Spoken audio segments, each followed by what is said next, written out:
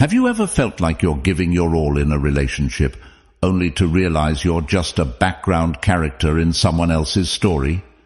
It's a painful truth many of us face, yet we often brush it aside, telling ourselves it's just how things are.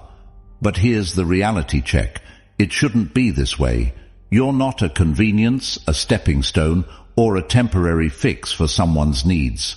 Today, we're going to dive deep into the subtle, often overlooked signs that you're being used in a relationship. This isn't just about the big betrayals. It's about those little moments and patterns that slowly chip away at your self-worth. By the end of this video, you'll not only be able to spot these red flags, but also have the tools to steer your ship back to a place where your value is recognized and cherished. Because you deserve relationships that are genuine, reciprocal, and respectful. So, let's unravel these hidden truths together and take the first step towards transforming the way we see ourselves and our relationships. Stay with me, because what you're about to learn could be the turning point in how you navigate your connections with others.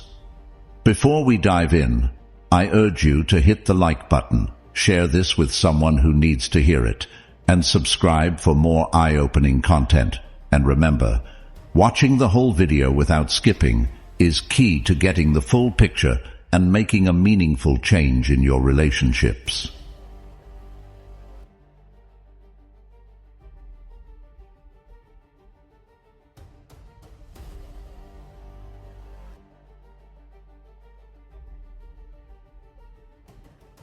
First signal: one-sided effort examined. One-sided effort in relationships is a phenomenon most of us have encountered, where we find ourselves always being the giver, the supporter, the one who's constantly reaching out. This disparity, where one person consistently makes more effort than the other, can leave you feeling unappreciated and emotionally drained. It's like you're rowing a boat alone, while the other person is just along for the ride. This situation brings to mind a powerful quote from the Stoic philosopher Seneca, who said, "We are more often frightened than hurt, and we suffer more from imagination than from reality." Sometimes we might ignore this imbalance out of fear of losing the relationship, even when it's causing us more harm than good. The one-sided effort is a clear indicator of an unbalanced relationship. Marcus Aurelius, the Roman emperor and a Stoic philosopher, once remarked, "Never value anything as profitable to your character that forces you to break your promise, to lose your self-respect, to hate, suspect, curse, act the hypocrite, desire things that require walls and curtains." This is particularly relevant when we consider the dynamics of a one-sided relationship. If you find yourself compromising your values, your dignity, and your peace of mind to maintain a relationship, it's worth questioning its value in your life. In such relationships, you're the one making all the plans, initiating communication, and often making excuses for the other person's lack of effort. This continuous give-and-take imbalance can lead to a build-up of resentment and a sense of loneliness, even when you're technically not alone. As the Greek philosopher Epictetus said, "We have 2 ears and 1 mouth, so that we can listen twice as much as we speak." In a one-sided relationship, you might find yourself doing all the talking with very little active listening or engagement from the other party. In the realm of Western psychology, this imbalance is recognized as a potential source of emotional distress. It's essential to remember that a healthy relationship involves mutual effort and reciprocation. When this balance is missing, the relationship can feel more like a burden than a source of joy and support. It's important to recognize your worth and not settle for a relationship that leaves you feeling undervalued and unappreciated. As you navigate these waters, remember that your well-being and self-respect should always be a priority. Recognizing and addressing the issue of one-sided effort is a crucial step toward healthier, more fulfilling relationships. Second signal: selective availability. Highlighted. Selective availability in relationships is a telling sign where the dynamics are skewed heavily in favor of one party. It's a situation that many of us have faced. A friend or a loved one who is always ready to receive support, but seldom available to give it. This kind of relationship echoes the words of the Stoic philosopher Seneca, who observed, "Wherever there is a human being, there is an opportunity for a kindness." However, in the case of selective availability, this opportunity seems to be a one-way street. This behavior is a reflection of a relationship where convenience outweighs genuine care and reciprocity. When someone is only present in your life when it suits them or when they stand to benefit, it points towards a lack of genuine commitment and concern. Marcus Aurelius, a figurehead in Stoic philosophy, once stated, "It's not what happens to you, but how you react to it that matters." This perspective is particularly useful here. It suggests that your response to selective availability is crucial. It's about recognizing your value and not allowing yourself to be treated as an option rather than a priority. Selective availability isn't just about physical presence. It's also about emotional availability. When you're always the one offering a listening ear or a shoulder to cry on, but find the same support missing when you need it, it's a clear indicator of imbalance. This lack of reciprocity can lead to feelings of loneliness and frustration. It's reminiscent of Epictetus's words, "We have 2 ears and 1 mouth so that we can listen twice as much as we speak." In a balanced relationship, this adage applies to both parties, but in selectively available relationships, you might find yourself perpetually on the listening end. From the perspective of Western psychology, reciprocal social support is fundamental to healthy relationships. The concept of reciprocity is deeply ingrained in human social interactions and is essential for the development of trust and emotional safety. When this reciprocity is absent, it can lead to emotional strain and a decrease in self-esteem. It is important to recognize when you are in such a dynamic and to take steps to address it. This might involve open communication about your needs and feelings, setting boundaries, or re-evaluating the relationship altogether.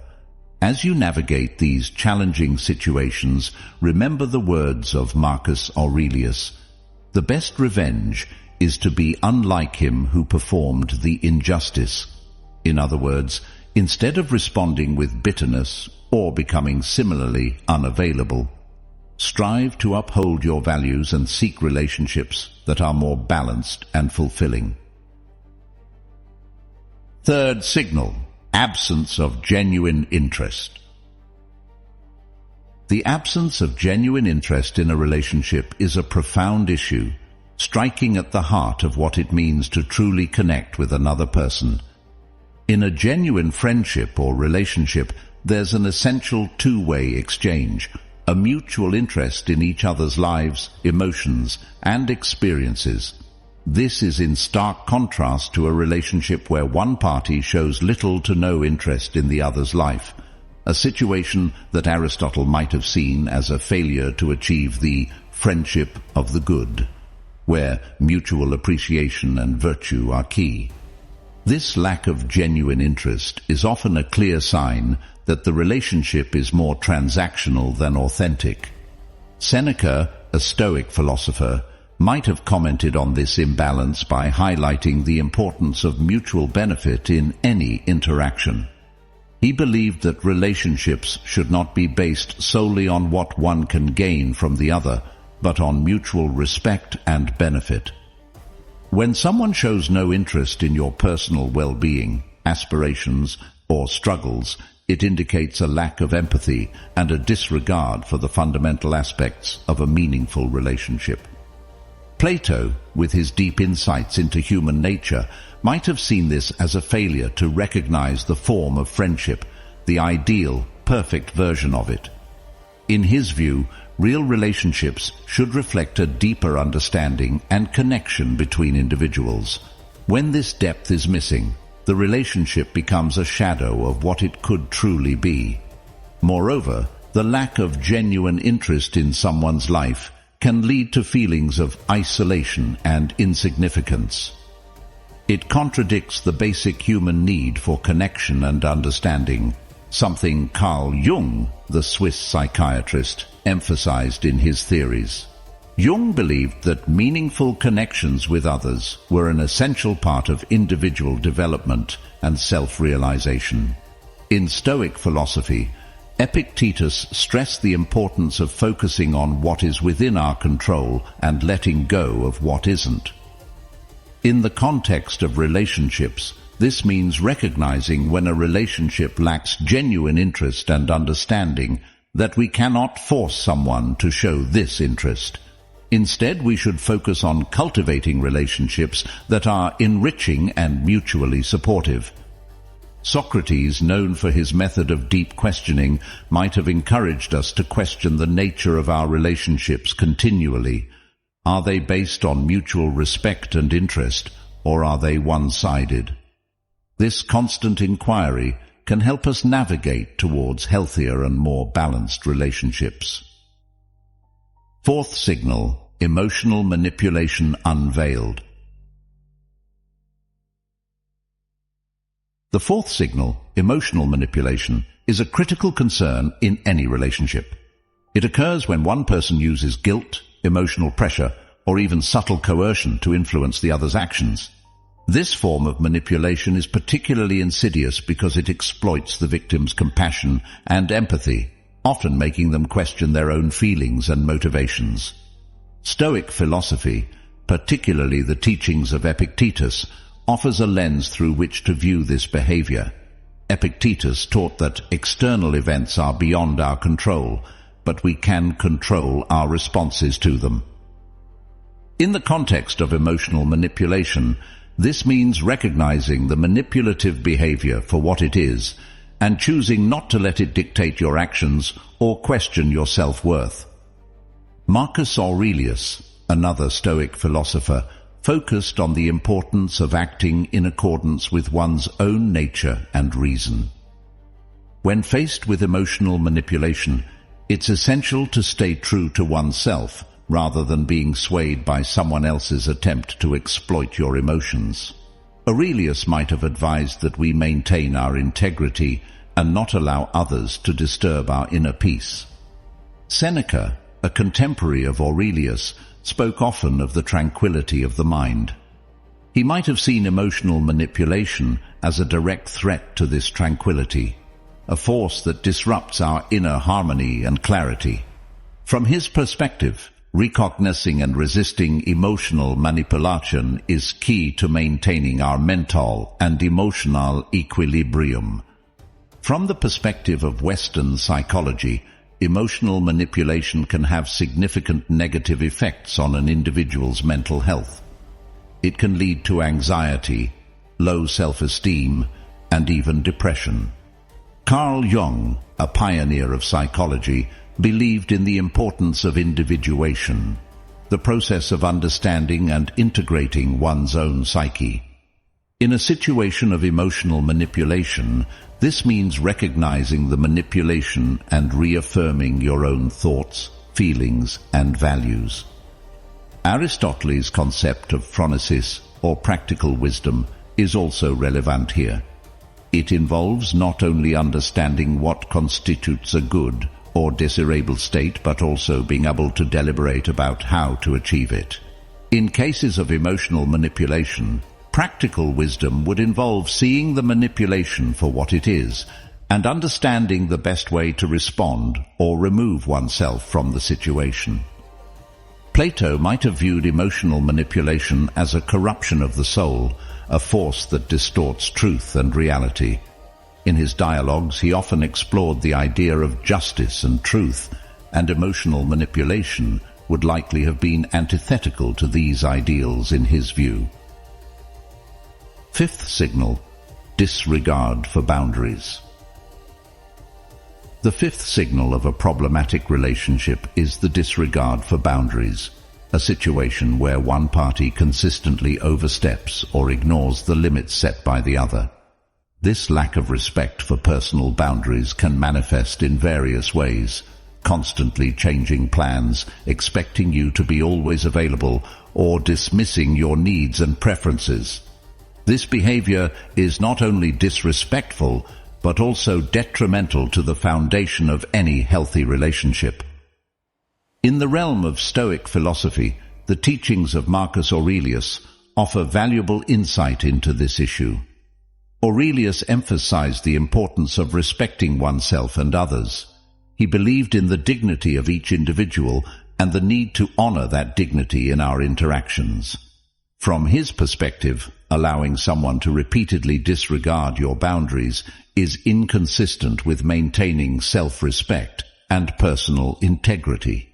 Similarly, Seneca, another Stoic philosopher, spoke about the balance between self-preservation and the duties we owe to others.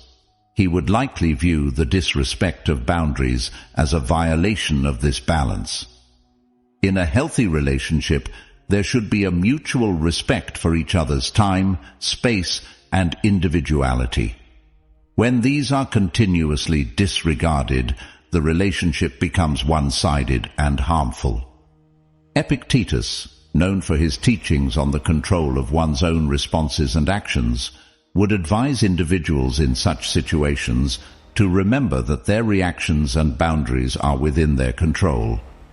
He would likely encourage a person to assert and maintain their boundaries firmly, reminding them that while we cannot control the actions of others, we can control how we respond and uphold our own limits.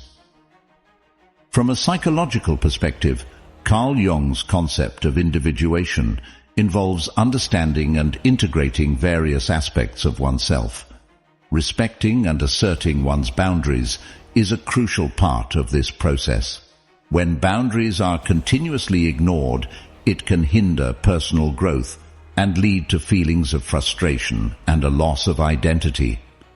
Aristotle's notion of the golden mean, the desirable middle ground between two extremes, can also be applied to the concept of boundaries. In any relationship, there should be a balance between flexibility and firmness. A complete disregard for boundaries represents an extreme that disrupts this balance, leading to an unhealthy dynamic. Sixth signal: superficial connection exposed. This is characterized by interactions that lack depth and emotional engagement, where conversations and shared experiences barely scratch the surface of what true connection entails. This type of relationship is marked by a persistent shallowness, where even after spending considerable time together, the parties involved don't truly know each other on a deeper, more meaningful level. From a Stoic perspective, Epictetus might comment on this by emphasizing the importance of genuine interactions in our lives. He believed that the essence of our relationships should be based on truth and sincerity. When a relationship remains superficial, it fails to align with these Stoic values of authenticity and meaningful connection. Marcus Aurelius, another Stoic philosopher, often spoke about the depth of human relations and the importance of true companionship. He would likely view a superficial connection as a missed opportunity to forge a bond that contributes to personal growth and mutual understanding. Aurelius might encourage individuals to seek relationships that go beyond the surface, ones that challenge and enrich both parties. Seneca, known for his insights into human nature, might see superficial connections as a reflection of a lack of commitment to the betterment of oneself and others. In his view, relationships should serve as a means to improve ourselves and contribute positively to the lives of others. A relationship that remains at a superficial level does not fulfill this purpose and is thus lacking in the qualities that Seneca valued. In the realm of Western philosophy, Aristotle's concept of friendship based on virtue and mutual respect contrasts sharply with superficial connections. According to Aristotle, the highest form of friendship is that which is based on the mutual appreciation of the virtues of the other person, and is not merely about pleasure or utility. Superficial relationships, devoid of this depth, do not meet Aristotle's criteria for true friendship. Plato might have conceptualized superficial connections as relationships that fail to reach the world of forms, his idea of the highest and most fundamental kind of reality. In Plato's view, a relationship that doesn't strive to understand and connect with the true essence of the individuals involved is limited and unfulfilling. Carl Jung, a Swiss psychiatrist, emphasized the importance of deep, meaningful connections in his theory of individuation, the process of self-realization. Jung would likely see superficial connections as barriers to achieving this self-realization, as they do not allow for the depth of interaction necessary for individuals to fully understand and integrate different aspects of their personalities. Seventh signal: absence in your tough times. The seventh and a deeply telling signal of a problematic relationship is the noticeable absence during tough times. Genuine friendships and relationships are tested and proven not in moments of convenience, but in times of challenge and adversity. When a person you consider a friend or a partner is conspicuously absent during your periods of struggle or hardship, it speaks volumes about their investment and commitment to the relationship. Stoic philosophy, with its focus on virtue, resilience, and the nature of human relationships, offers valuable insights into this issue. Epictetus, a prominent Stoic philosopher, believed in the importance of enduring hardships with a sense of stoicism and grace. However, he also recognized the value of support and companionship in overcoming life's challenges.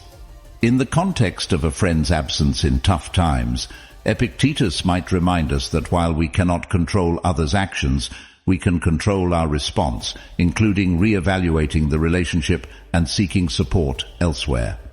Marcus Aurelius, known for his meditations on life and duty, would likely see the absence of a friend in hard times as a failure in the duty of friendship. For Aurelius, the essence of any relationship was based on mutual support and understanding. The absence when you are most vulnerable contradicts the very principles of mutual respect and empathy that he valued. Seneca, another Stoic thinker, wrote extensively about the trials of life and the role of friends in easing our burdens. He might view a friend's absence in tough times as a lack of true friendship, which he believed should be based on a foundation of mutual support and understanding. For Seneca, enduring hardship is a part of life, but enduring it alone, when you have sought the support of friends, indicates a relationship lacking in genuine care and solidarity. From a Western philosophical perspective, Aristotle's concept of friendship involves mutual goodwill and shared values. In his view, a friend who is absent during your struggles fails to meet these criteria of true friendship. Aristotle believed that such friendships, based on utility or pleasure, are less enduring and lack the depth and commitment of virtuous friendships.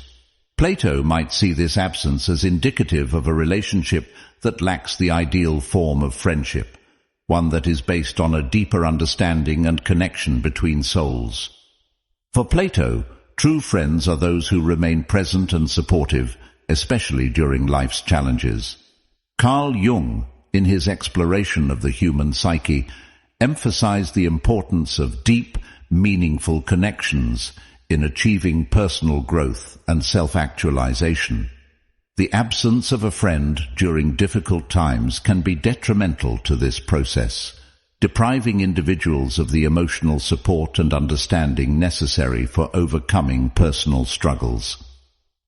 As we come to the end of our journey today, remember this: the value of your relationships is not measured by the ease of time shared, but by the presence and support felt during life's most challenging moments.